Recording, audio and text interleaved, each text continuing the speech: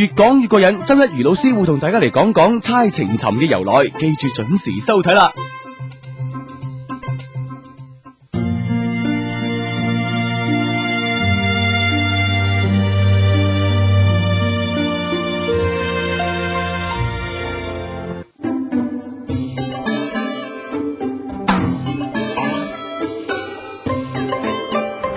劉墉面色唔係好好噃。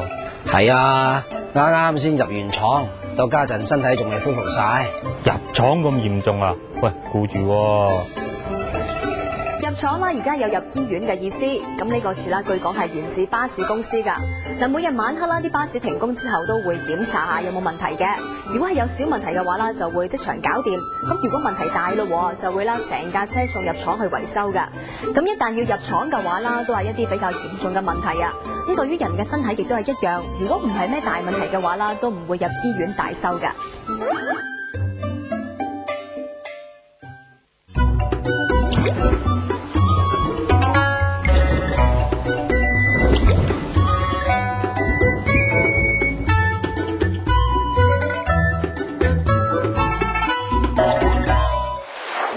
考下呢個問題，喺一個烹飪班入邊咧，阿李太就教整蓮蓉包，阿黃太咧就教整奶黃包，咁係邊一個教整叉燒包咧？張太係嘛？錯，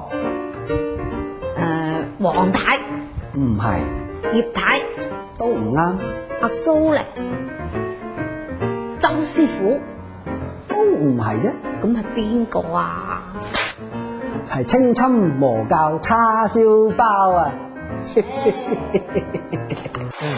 嗱，小朋友咧，其實係蘊藏好多嘅創造性嘅。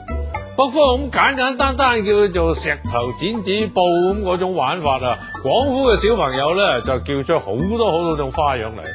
咩情尋魔教叉燒包啊，咁只係其中一種嘅啫。而喺舊時啊，我係細佬哥嗰陣咧，就只叫做猜情尋。咁究竟乜嘢意思啊？咁當時咧我唔知道，只係人咁叫，我係咁叫嘅啫。咁後來咧我先知道，猜情尋啊原本嘅寫法係猜情搶，係有典故嘅喎。咁講到典故咧，就一定要涉及啲歷史知識啦。嗱，呢幾十年嘅社會咧就唔係點重視嘅歷史，好多人啊對歷史嘅朝代啊都烏啄啄。咁我不如利用呢個機會啊，同大家溫習一下某啲最基本嘅歷史知識先啦。咁我哋廣府人啊去咗外國，就話自己係唐人，聚居嘅地方就叫做唐人街。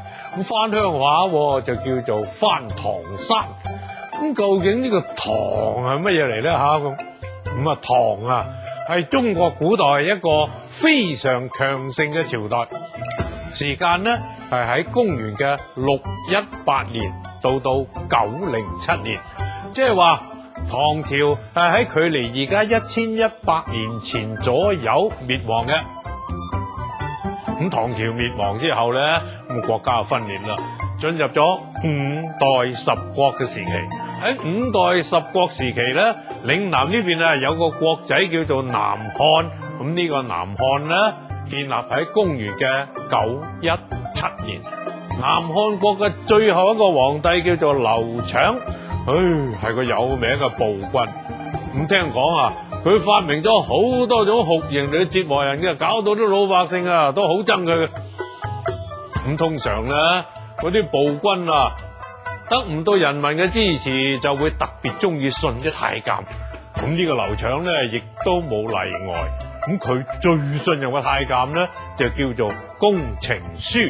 呢個公程書啊，就掌管住全國嘅軍權。呢條友啊，有風就使盡你，橫行霸道，囂張跋扈，搞到啲百姓就怨聲載道。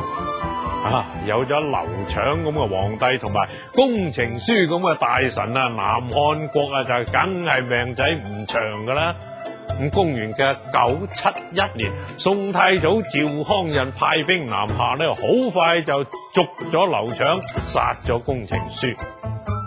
民間咧本來就嬲死呢兩個人噶啦，聽到佢哋有咁嘅下場，心情痛快啊，就發明咗呢個猜情尋咁嘅酒令啊。咁又要解下酒令係乜？咁簡單講啊，酒令咧就係用簡單嘅方式做啲比賽，輸咗嘅就罰飲酒。咁猜情尋嗰個酒令啊，大概係咁嘅，大家咧一邊唱住情尋包、情尋揼、情尋剪，唔係有一邊咧就出啲包剪揼嚟到定輸贏。咁酒令當中啊，情搶嗰個情咧就係太監公情書，個搶咧就係流搶。咁至於嗰個猜字喺廣府話入邊啊就係撳住嚟揼佢咁嘅意思。之後咧，隨住歷史年代啊漸行漸遠，啲典故咧已經冇乜人記得啦。咁猜情搶咧，慢慢就音轉成為猜情尋啦。咁猜情尋啊，就嚟自廣府嘅掌故。如果邊位小朋友同啲外省小朋友玩，話要同人哋猜情尋咁佢梗係唔知你噏乜噶啦。下邊越級挑戰嘅題目就係結婚時候嘅伴郎舊時又戲稱做乜嘢呢？ A. 電燈膽 B. 鄧川石 C. 朱爾繩 D. 金魚佬。喺聽晚6點前發送838加答案編號到1066620，答中嘅朋友就有機會獲得價值300蚊嘅豐富獎品啦。通過以下網址或者係短信方式向余老師提出問題，都有機會攞到獎品嘅噃。越講越過癮，我哋下期再見。